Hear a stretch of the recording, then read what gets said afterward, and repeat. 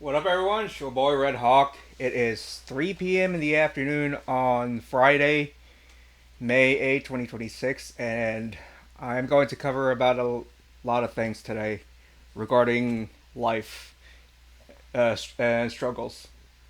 As you can see, I am wearing my maroon cap and gown as part of my graduation from Glendale Community College, GCC-LA. The big day is going to be on Friday, June 12, 2026, and I am looking to have close family and friends visit and come see me walk the stage as I earn my Associate of Science in Aviation Administration. That aside, I am going to go into some details regarding some stuff from the past. Folks, I have here my large daily journal and my little portable teal logbook. In these books, I log down every single memory that I had, good and bad, and I just use them to reflect on uh, how how far I've come in life despite so many hardships, specifically and especially the abuse that I had to bear from my biological dad, my stepmother, and maybe so many others from family, school, and the Navy. For graduation, I am actually not going to receive my degree until potentially January or February 2027, as I have to finish two more courses to fulfill the residency requirements for GCC-LA.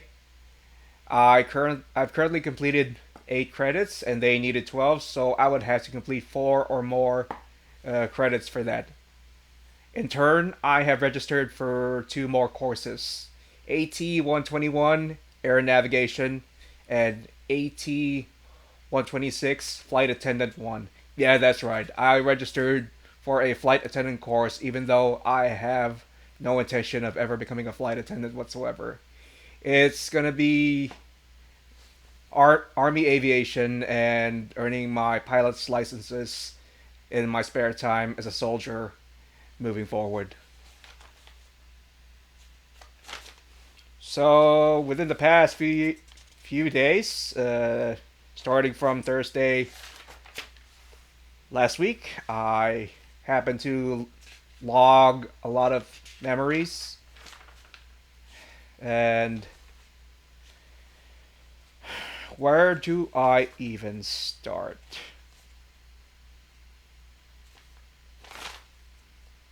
I'm not quite sure if I'm going to cover some random stuff here, but uh,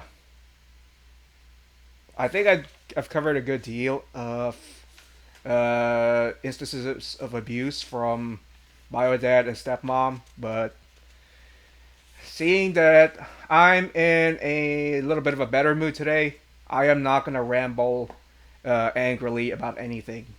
In fact, I'm going to try to be as transparent and calm as possible while talking more about the stuff that I encountered. For example, I was like, think about graduation from GCC-LA in 2026. 19 years ago, I had a I I had experienced a deep instance of abuse when I was living in Coolidge, Arizona. This was like right around springtime 2007 when I was finishing my senior year at Coolidge High School. Where do I even start? I had enlisted in the United States Navy through the DEP, Delayed Entry Program, but I encountered a great snag. My recruiter, a petty officer first class, I am not going to go into his specific rate and name, but he basically told me, bio dad, and stepmom that I was going to need my alien residence card renewed. This was because a photo of me when I was like around 6 or 7, essentially a baby, as another Navy recruiter said, uh, was displayed on my alien residence card. And seeing that I was 17 around that time, 11 or 10 years had passed since then, I had to renew it. Here's the problem.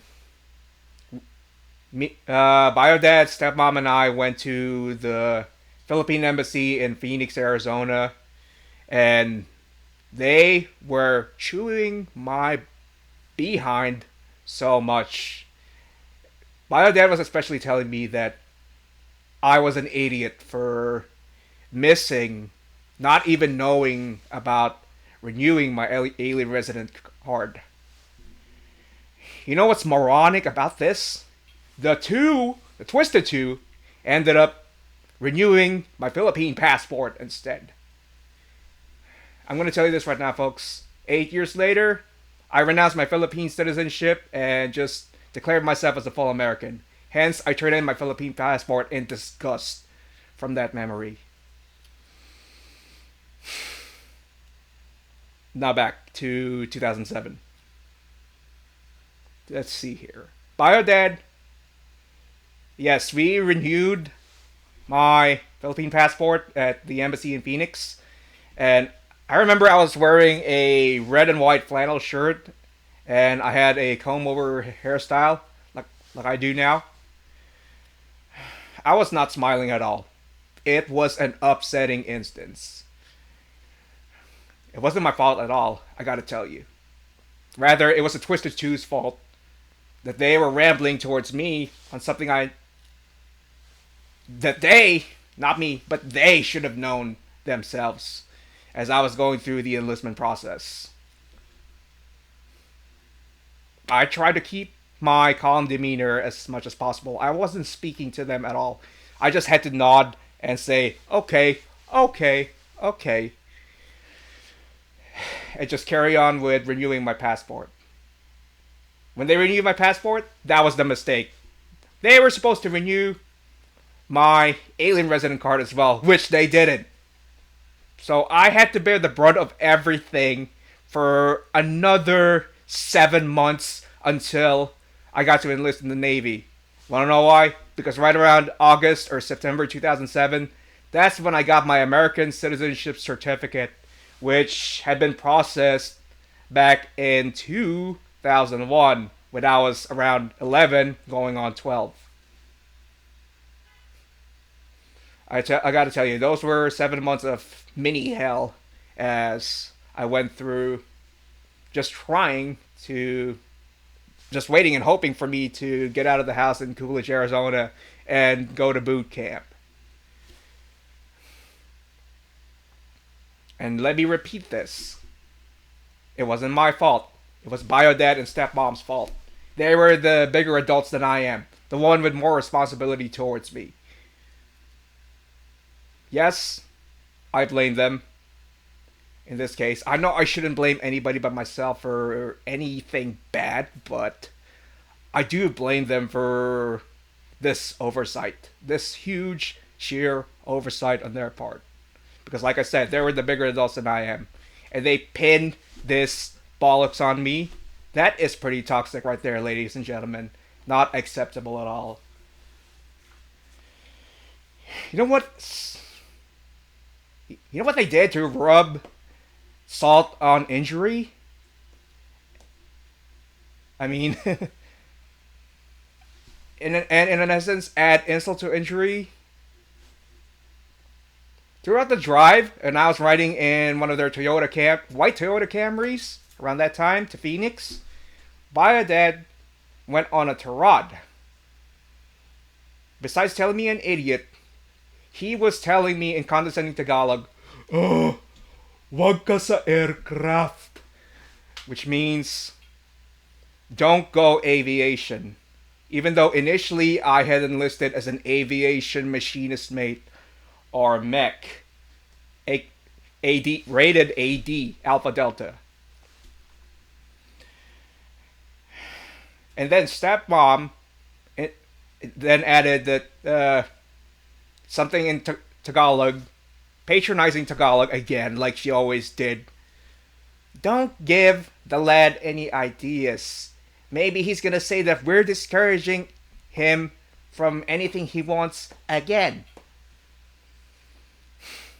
I tried to keep my mouth shut. I was like, okay, okay, okay, okay. And in my mind, I was like, shut the hell up, shut the hell up, shut the hell up. Because both of you are the idiots, not me.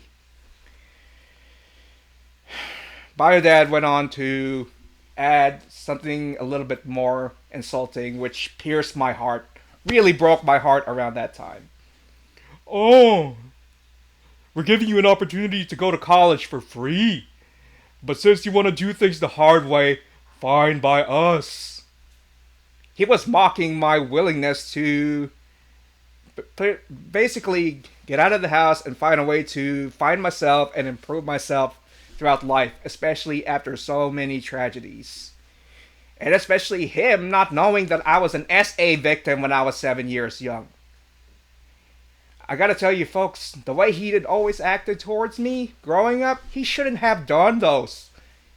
All the idiotic, toxic actions that he carried out, he shouldn't have done those, especially since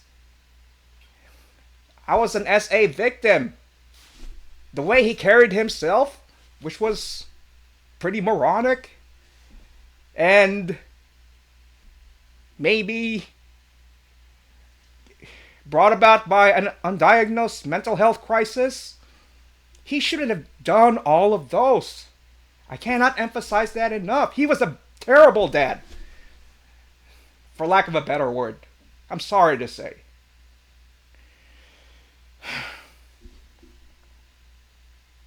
But anyway, so yeah, I kept my mouth shut throughout their insults on our drive from our home in Coolidge to Phoenix in order to fix my immigrant status here in America, months before I even got my actual American citizenship certificate.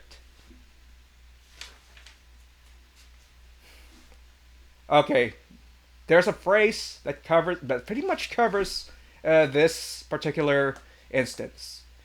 The phrase is called sins of the father, which I have heard in different animes, books, video games, and movies. Now, for this phrase, notice that I said father, not son or daughter. That means any mistake that Biodad made, especially during my upbringing years, were essentially his, not mine, to pay for. Therefore, he should be the one to pay for all of them. How does he pay for all of them? Through karmic retribution. I just leave him alone to deal with his own devices, and God knows, maybe he'll find peace one day and regret the actions that he carried out to me and my mom during my childhood and preteen and adolescent years. Okay, enough rambling. Folks, look at me. I have a maroon cap and gown. That means I have gone a long way to reestablish myself, to improve myself, and to head towards the positive road that I've always wanted in life. And I have to tell you, nobody is going to stop me now. Not Biodad, not my stepmom, not whoever he's married to. Nobody. Hell, not even some of my old toxic classmates from grade school, middle school, and high school. Not even the toxic colleagues that I had in the Navy. That I can pretty much say with utmost pride and confidence. Okay, I have a section here under life hacks that I am going to read to you that I wrote on my big dark blue journal. For all the thugs and shrews that acted brashly towards and disrespected me in the past, I thank you. All of you showed me what not to do and who not to be out in the real world. For those who turned away my friendship and my work towards a relationship, that includes all the girls that rejected my failed attempts at, eventually failed attempts at courtship, I thank you. Your rejections meant that my peace offerings were all lost on you and not me. That it was all a measure of your insecurities and whatever problems you were dealing with back then, not my self worth.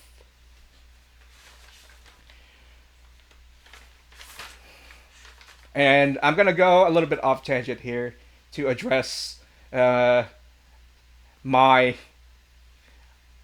unlikable Navy colleagues. What I'm about to tell you will throw off some senior Navy NCOs out there, or maybe even junior petty officers out there on YouTube.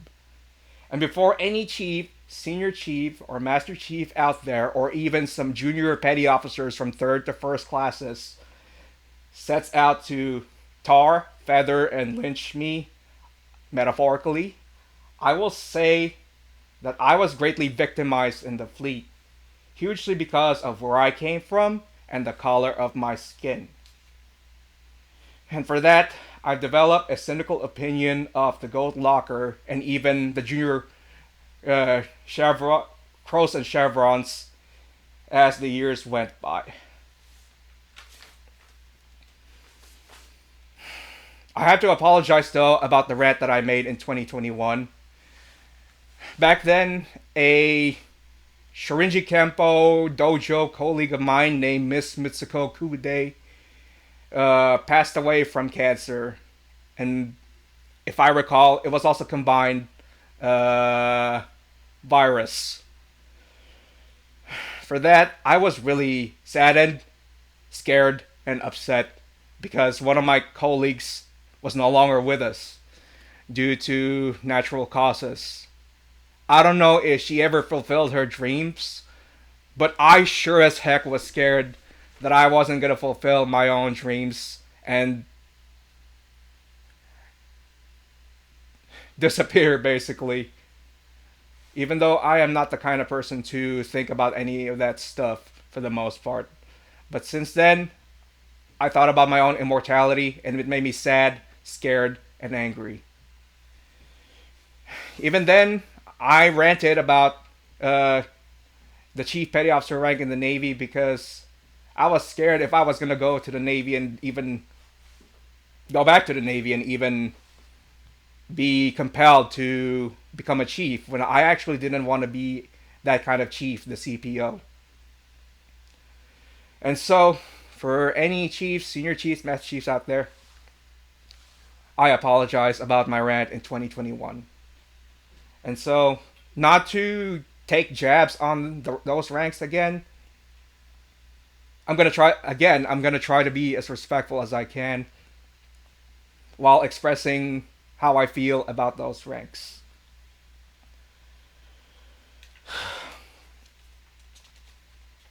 So here we go. To all the thugs and shrews I encountered in the fleet, I don't care what rank you were. You belittled, patronized, and outright threw junior enlisted sailors like me under the bus. Thus, you don't deserve my respect. Now look at me. Somehow, it pains me to say, but I don't wear a Navy Chief Petty Officer's uniform. I'm now too far gone to get to that rank with my education and my eminent enlistment in the Army.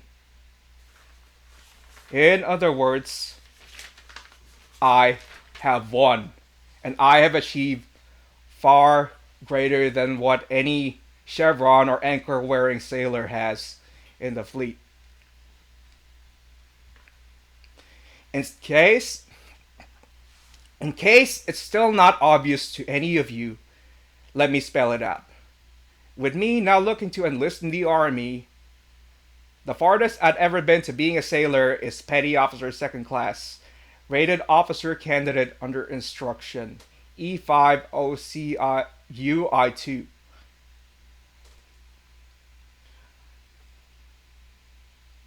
With the rank structure on the green side being so different, if I were to advance further in the military, I'd go somewhere else. And that somewhere else is the United States Army. Moreover, with all the undergraduate education that I got throughout the years,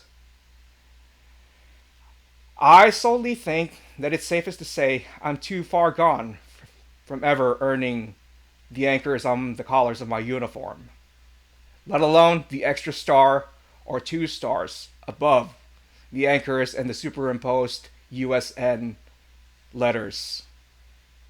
And so I leave all of you with this.